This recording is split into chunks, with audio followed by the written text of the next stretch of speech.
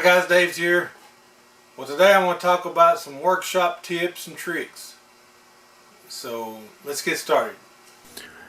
Buy a plastic storage bin to store little parts and then put labels on them so you know what they are.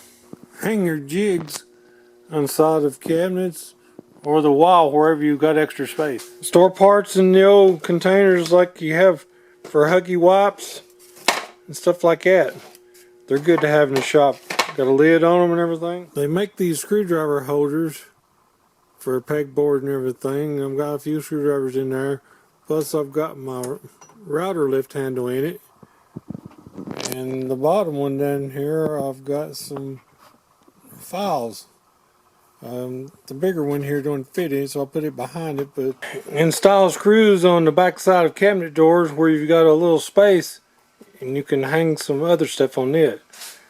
I hang up some stuff on this door and this door here. If you've got a wood cabinet in your shop, put some finishing nails on it to hang up your wrenches to make it handy. I've got my standard up here and got my metric down here. Use pegboard where you can hang up other things. This is where my CNC router's in, so on the side of it I put a sheet of pegboard, and so I can hang up some other stuff. Gain extra space.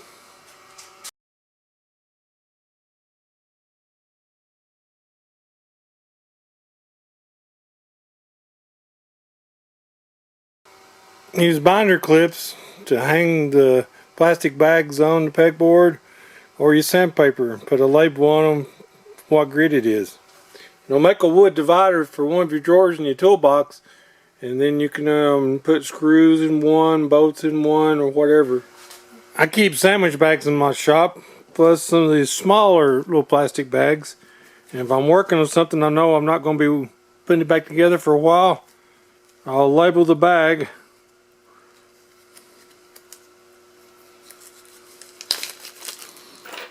Then put my bolts or screws in it, so that way I can keep up with them.